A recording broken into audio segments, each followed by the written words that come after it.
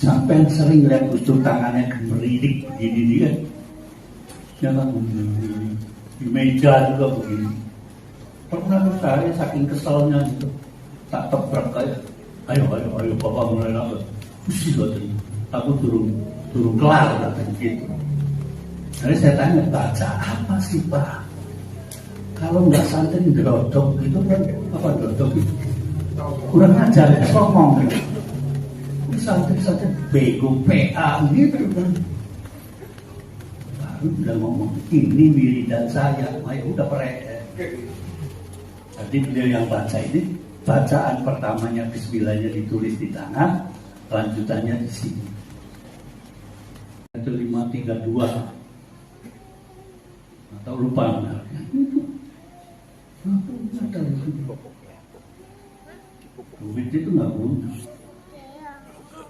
Jadi presiden yang terkere kalau umpamanya ada kuis itu, ya betul.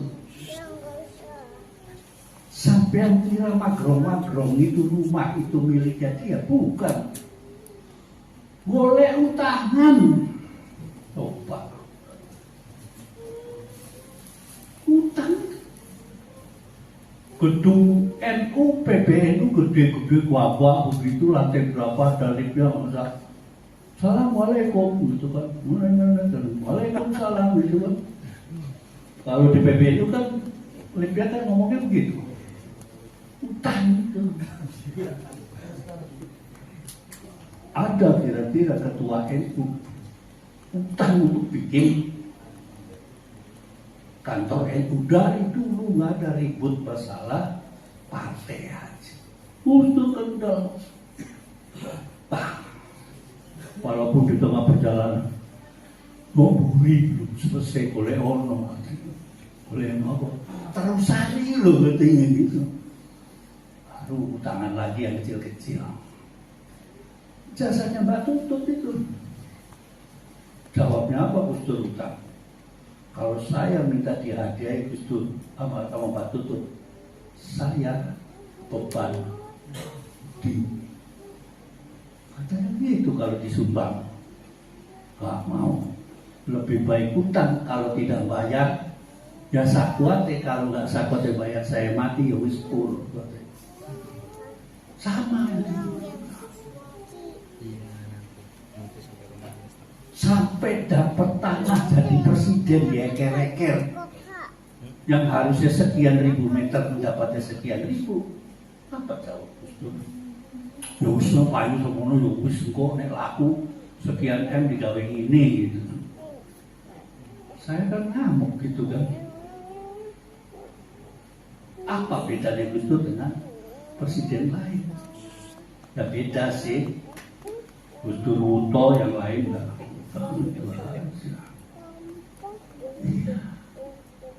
Hidup di kuyo-kuyo, bukan saja buta tapi didajal-dajal. Seramuan sepanjang pramuka itu ditulis Gus Dur Dajjal. Sebelah kesininya ditulis Gus Dur Dajjal. Saya laporan, saya yang pegawai saya itu kan. Buat apa saya suruh ngawal kalau suruh begitu kan? Nah, kamu suruh ngawal itu tak jamangan sore gitu kan.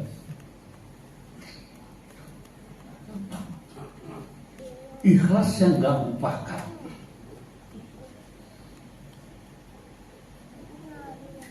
Wiridannya gak lupakan. Cuma caranya lain. Sampai sering lihat Gus Dur tangannya gemeridik begini dia.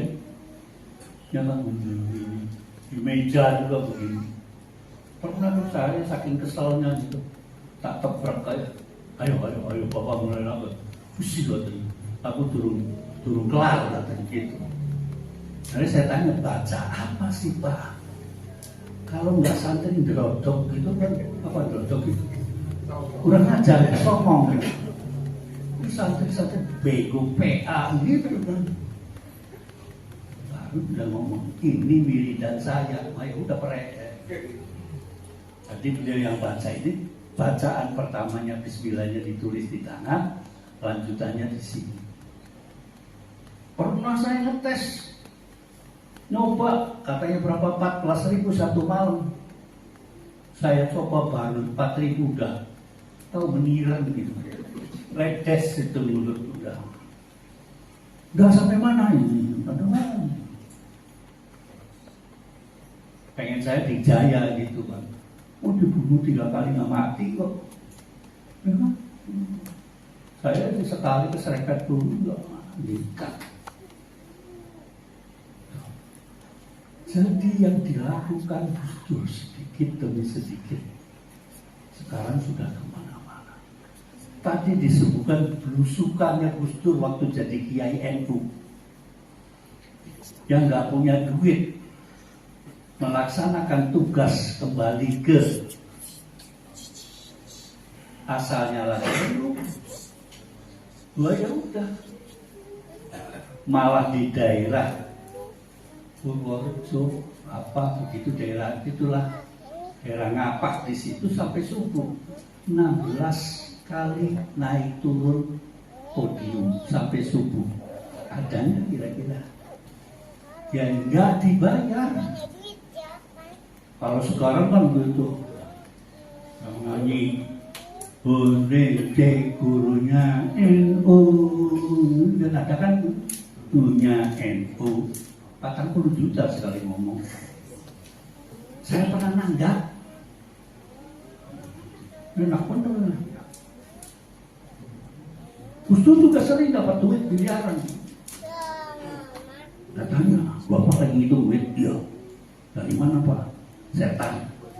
Terus mau kemana? Yang makan jin. Kalau ke sana gitu. Pak saya pulang nih 2.000 beliau.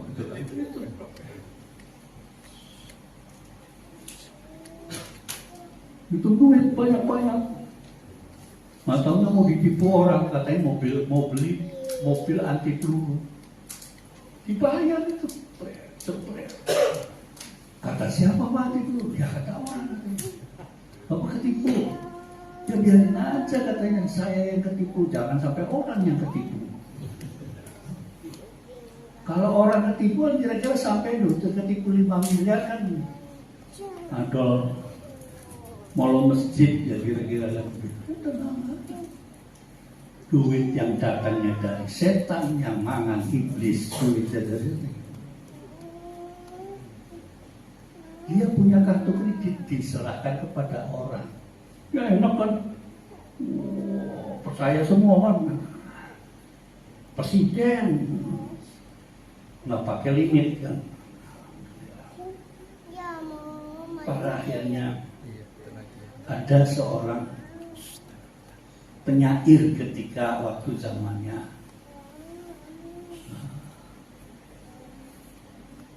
pemimpin kita, yaitu zaman Abdul Aziz, mengatakan wa misluhu la yuqalu lahu masih.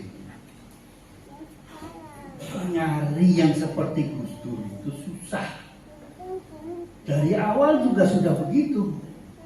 Ketika Kiai Langitan ngomong jangan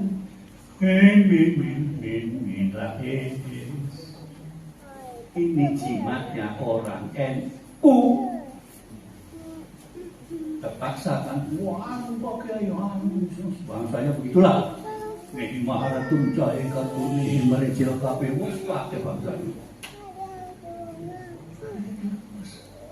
Kiai mah nama mengizinkan sebetulnya. Akhirnya karena terpaksa Kiai 5 itu diantaranya Kiai Abdullah Abbas, Kiai Langitan.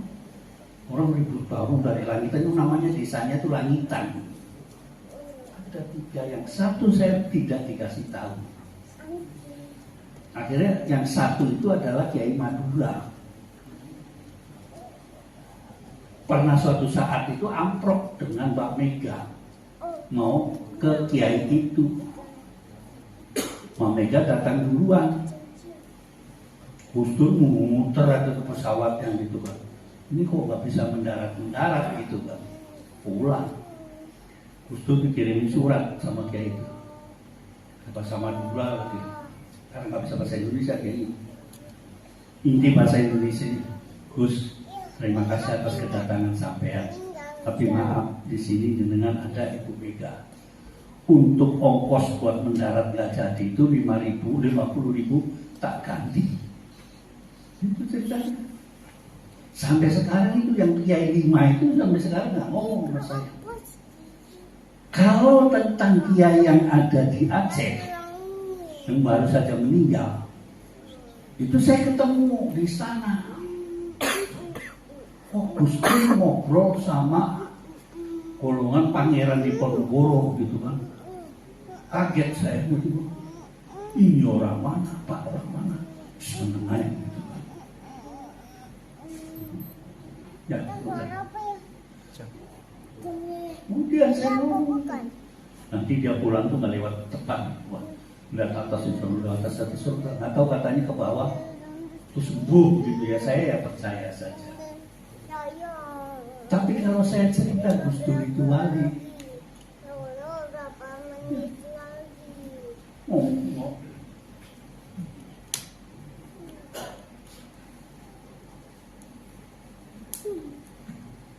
hangat kuat zaman lah ya bahasa sini itu bingung. Bahkan kuat zaman.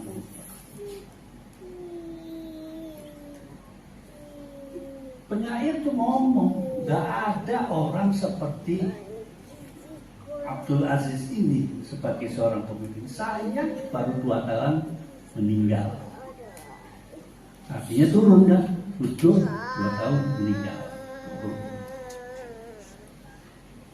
Gak ada yang kayak Abdul Aziz. Kalau waktu itu Gus Dur sudah hidup, mungkin penyair tidak akan ngomong begitu. Tapi ya sudahlah. Apa yang dikatakan penyair pada zamannya itu, yang paling hebat itu adalah penyair waktu zamannya sebelum masuk Islam. Saya ngaji sama beliau, ngaji kitabnya orang kafir. Kalau sampean kan ngaji itu saya mudah-mudahan Allah subhanahu wa ta'ala ini ngajinya kitabnya orang kafir. Mengapa kafir? Islam belum ada. Itu kumpulan syair-syair yang Parosda apa itu, ada beberapa penyair yang terkenal, ya kan? Itu ada 7 apa 9. Itu berdiri di Ka'bah waktu zaman jahiliyah. Kalau penyair sudah membunyikan syair, cewek pada datang dan diajarkan kepada saya langsung tentang syair-syair jahiliyah. Seumur saya itu biasanya ngajinya Watul Ma'in Wahari Muslim. Kok dilalanya sama itu yang diajarkan ke saya. Apa ngomongnya? Fa innaka samsun wal muluku idza talaba lam yasid kau kan. Jadi begini, sampean itu bagaikan matahari. Idza tala'at, matahari kalau sudah muncul, bintang itu 14. Gus Dur muncul, kiai yang lain ini. Nah, sekarang mulai muncul ajaran-ajarannya yang sekarang sampai dukung menjadi pesantren Gus Dur. Harapan saya pengajian ini dilanjutkan tahun depan, akan menjadi sebuah kekuatan bersama antara para nabiyin. Wa akhiru da'wahum. Ya kan? Kalau ngomong wafafi wawin gitu, nggak bisa. Otamma maruna minal maksudi fahdar hati sasidni yadasuti. Kulo niki pamit yang tadi diminta katanya itu apa itu amnesti tak apa gitu kan. Itu sudah saya sampaikan walaupun hanya sebagian. Kang Iqbal sudah nyemprit, judulnya masih banyak sebagai contoh-contoh. Yang ada tadi itu pelajarannya kemanusiaan, keadilan, demokrasi, dan apalagi saya lupa. Tapi yang ada yang setelah saya rangkum itu ada 9 judul ajarannya yang akan dijadikan landasan pesantren yang bukan secara fisik. Akhirnya mohon maaf, saya itu gak jauh dari apa-apa. Saya hanyalah santri dari kecil sampai sekarang saya masih betul. Wallahul muwaffiq ila aqwamit thoriq. Assalamualaikum warahmatullahi wabarakatuh.